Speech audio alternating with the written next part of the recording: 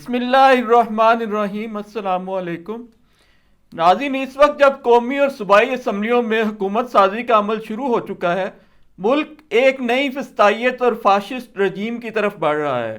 عمران ریاض خان ایک دفعہ پھر گرفتار ہو چکے ہیں، مریم نواز وزیر اعلیٰ پنجاب بننے جا رہی ہیں، دشمنوں کو نشان عبرت بنانے کے متعلق جن کے عزائم کوئی ڈھکے چھپے نہیں، آزاد امیدواروں کے شامل ہونے اور خواتین اور اقلیتوں کی مخصوص نشستیں الاٹ ہونے کے بعد نون لیگ کی قومی اسمبلی کی نشستیں 108 اور پیپلز پارٹی کی 68 ہیں، ملا کر ہو گئی یہ 176 نشستیں، جبکہ حکومت بنانے کے لیے درکار ہیں 169 سیٹیں۔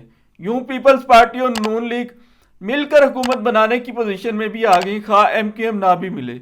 ساتھ ہی ساتھ اسٹیبلشمنٹ اس پوزیشن میں بھی آ گئی کہ جب چاہے اس انتہائی کمزور اکثریت والی حکومت کو چلتا کر دے، صرف 7 اراکین کو ساتھ ملانا ہوگا، اور ایم کیو ایم کو تو جتوایا ہی اسٹیبلشمنٹ نے ہے۔ یوں اس کا یہ سہانا خواب بھی پورا ہو گیا کہ حکومت اس کے گھر کی باندھی ہو۔ جہانگیر ترین، علیم خان اور پرویز خٹک کا اسٹیبلشمنٹ کے ٹرک میں جھولا جھولنے کا شوق بھی پورا ہو گیا۔ اسے کہتے ہیں جمہوریت کی فتح۔ جمہوریت یہاں انورٹڈ کاماز میں ہے۔ ایم کیو ایم کی فتح تو ہے ہی طاقتور حلقوں کی مرہون منت۔ جب کبھی ان کے حلقے کھلے 22 حلقوں والی ایم کیو ایم کا شاید ہی کوئی امیدوار حقیقی فاتح ثابت ہو، تو یہ ہے ایک کمزور لڑکھڑاتی ہوئی اسٹیبلشمنٹ کی بیساکھیوں پر کھڑی ہوئی ایک جعلی حکومت۔ اگر کوئی واحد رکاوٹ باقی رہ گئی ہے، کباب میں کوئی ہڈی باقی ہے، اور جمہوریت کی اس نوخیز کلی کے ساتھ اگر کوئی کانٹا پیوست رہ گیا ہے تو وہ ہے عمران خان، جو طاقتوروں کی ساری سکیم میں کہیں بھی فٹ نہیں ہوتا۔ میں کھٹکتا ہوں دل یزداں میں کانٹے کی طرح، تو فقط اللہ اللہ اللہ۔ اس سکیم میں آپ کو صحافی عمران ریاض خان اور شیر افضل مروت جیسے کئی کردار نظر آئیں گے، جنہیں کبھی اٹھا لیا جاتا ہے، کبھی باقاعدہ گرفتار کر لیا جاتا ہے، کبھی ان کا گھر گرا دیا جاتا ہے، کبھی باورچی اٹھا لیا جاتا ہے۔ نون لیگ اسٹیبلشمنٹ کی باندھی ہے، پیپلز پارٹی اسٹیبلشمنٹ کی باندھی ہے، ایم کیو ایم اسٹیبلشمنٹ کی باندھی ہے، لیکن اسٹیبلشمنٹ کی اس لو سٹوری میں اگر کوئی حقیقی ویلن ہے تو وہ عمران خان ہی ہے۔ 200 مقدمے جس پر قائم کر کے آئلی زندگی کا تماشا بنا کر جسے رسوا اور تباہ و برباد کر دینے کی ہر ممکن کوشش کر لی گئی۔ چیف جسٹس کو ساتھ ملا کر پارٹی نشان چھین لیا گیا، خصوصی نشستیں تاحال الاٹ نہیں کی گئی، اس کے باوجود کم از کم 81 اراکین جسے تقدیر نے جتوا دیے ہیں تاکہ کوس سے لمن الملک بجانے کے خواہش مندوں کی چھاتی پہ مونگ ڈلتا رہے۔ دوسری طرف سب سے بڑا عجوبہ دیکھیں تو مولانا کی صورت میں عمران خان کا کٹر حریف اس نئی صف بندی میں عمران خان کے ساتھ اور اسٹیبلشمنٹ کے خلاف کھڑا ہے۔ اس سے بڑا عجوبہ اور کیا ہو سکتا ہے؟ یہ ہے اللہ کا منصوبہ۔ آپ کو نمرود اور فرعون جیسی بادشاہی دے دے گا، لیکن بیچ میں ایک ایسا کانٹا بو دے گا جیسے اس رجیم کے خلاف عمران خان کی صورت میں بو دیا گیا ہے۔ اندر ہی اندر وہ آپ کو زخم لگاتا رہے گا۔ چیف جسٹس قاضی فائز عیسیٰ بڑے بے چین ہیں، تنقید بڑے زوروں میں ہو رہی ہے، اور ظاہر ہے کہ بلے کا نشان چھیننے پر ہونی ہی تھی۔ یہ بے سبب نہیں کہ ایف آئی اے ان پر تنقید کرنے والوں کا دماغ سیدھا کرنے کی کوشش کر رہی ہے۔ یہ منصوبہ بہت پہلے سے تھا کہ ایک جے آئی ٹی بنا کر چیف جسٹس پر تنقید کرنے والوں کا دماغ ٹھیک کیا جائے۔ قاضی صاحب نے خود ہی اس معاملے کو مؤخر کیا تھا، کیونکہ وہ جانتے ہیں کہ زبردستی کے مضمرات بھی ہوں گے، لیکن اب پانی سر سے اونچا ہوتا جا رہا ہے۔ یہ بات بھی بالکل درست ہے کہ انتخابات کے لیے ترازو قاضی صاحب کے ہاتھ آنے کا انتظار کیا گیا۔ بلے کا نشان چھین کر انہوں نے طاقتوروں کے اس فیصلے کو درست ثابت کیا۔ منصوبہ یہ تھا کہ الیکشن میں جب تحریک انصاف کے ہاتھ کچھ آئے گا ہی نہیں تو پھر باقی بکواس کرنے والوں کا دماغ بھی سیدھا کر دیا جائے گا۔ اب اللہ کی کرنی ایسی ہوئی کہ تحریک انصاف کی حمایت یافتہ 97 اراکین بینگن اور آلو پر بھی قومی اسمبلی کی سیٹیں جیت گئے۔ ملکی صورتحال یہ ہے کہ سر سے پاؤں تک ملک قرضوں میں ڈوبا ہوا ہے۔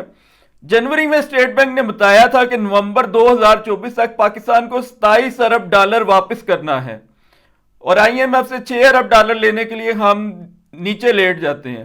نوبت یہاں تک پہنچی کہ جو پارٹیاں ایک ایک وزارت کے لیے دیوانوں کی طرح آپس میں لڑتی ہیں وہ وفاق میں حکومت بنانے کی خواہش مند ہی نہیں۔ اللہ کی شان تو دیکھیے کہ زرداری صاحب اور میاں محمد نواز شریف حکومت بنانے میں دلچسپی نہیں رکھتے۔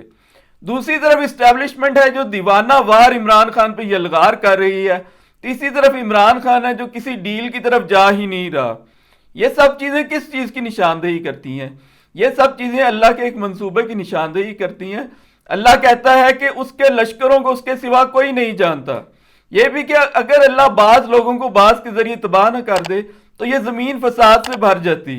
نون لیگ کو اگر کلیئر مینڈیٹ مل جاتا، پنجاب حکومت کے مقابل اگر کوئی پختونخوا حکومت نہ ہوتی، اور اگر قومی اسمبلی میں بھی نون لیگ کو واضح اکثریت مل جاتی، تو مریم نواز نے شیخ حسینہ واجد کو دھندلا دینا تھا۔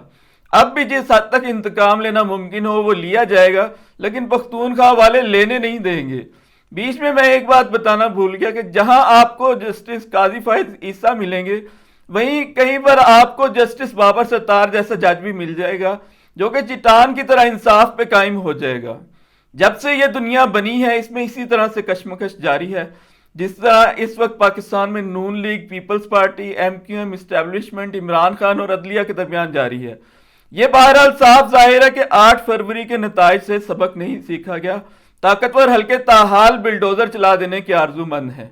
یہ بھی صاف ظاہر ہے کہ عمران خان اور شیر افضل مروت جیسے تحریک انصاف کے لیڈر پوری قوت کے ساتھ مقابلہ کرنے کے لیے تیار ہیں۔ یہ بات بھی صاف ظاہر ہے کہ مریم نواز کی قیادت میں اسٹیبلشمنٹ کے حلیف بھی ایک تباہ کن جنگ کے لیے تیار ہیں۔ اس سارے عمل میں ڈر ایک اور بات کا ہے کہ سیاسی سپیس نہ ملنے پر پختونخوا اور اس سے منسلک قبائلی اضلاع میں وفاق کی زبردستی سے تنگ پشتون بندوق نہ اٹھا لیں۔ اگر ایسا ہوا تو بلا شبہ یہ ایک خوفناک المیہ ہوگا۔ دہشت گردوں سے لڑتے جوانوں اور افسروں کو حوصلہ افزائی کی ضرورت ہے، طعن و تشنیع کی نہیں۔ یہ بات برسر پیکار لیڈروں کو کون بتائے۔ آخر میں ایک لطیفہ، محسن نقوی پچھلے 13 ماہ میں جنہیں پنجاب میں شہباز سپیڈ سے بھی اوپر کی کوئی چیز ثابت کرنے کی پروجیکشن کی گئی، انہوں نے رخصت ہوتے ہوئے فرمایا ہے کہ نگران کابینہ نے دن رات کام کیا، 1 روپیہ تنخواہ نہیں لی۔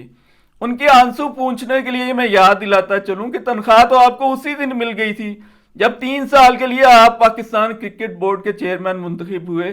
ماں بدولت کو اس سے بڑی اور کیا تنخواہ پیش کی جائے۔ بہرحال ملک میں پچھلے 1.5-2 سال سے جو کچھ ہو رہا ہے، اس پر کوئی اگر حقیقی مبارکباد کا مستحق ہے تو وہ ہماری اسٹیبلشمنٹ ہے، جو دن رات اپنی توانائیاں صرف کر کے ہمیں ایک بہتر روشن مستقبل مہیا کرنے کے لیے کوشاں ہے۔ بالکل اسی طرح جس طرح والدین اولاد کو یہ بتاتے ہیں کہ چونکہ وہ کم عمر ہیں اور چونکہ انہیں اپنے اچھے اور برے کی ابھی سمجھ نہیں، اس لیے ان کی شادی سمیت تمام فیصلے وہ خود کریں گے۔ اس ساری کوشش میں اگر ڈالر اور تیل ایک بار پھر 100-200 روپے اوپر چڑھ گئے، یا بلوچستان اور سندھ میں دھاندلی کے نتیجے میں آگ لگ جائے، یا پنجاب اور پختونخوا ایک دوسرے کے خلاف برسر پیکار ہو جائیں، تو اس سے کیا فرق ہوتا ہے؟ اچھا ہمیشہ وہی ہوتا ہے جو بڑے سوچتے ہیں۔ جب ہم گرم بستروں میں سو رہے ہوتے ہیں تو وہ بیٹھے ہماری فلاح و بہبود کے منصوبے سوچ رہے ہوتے ہیں۔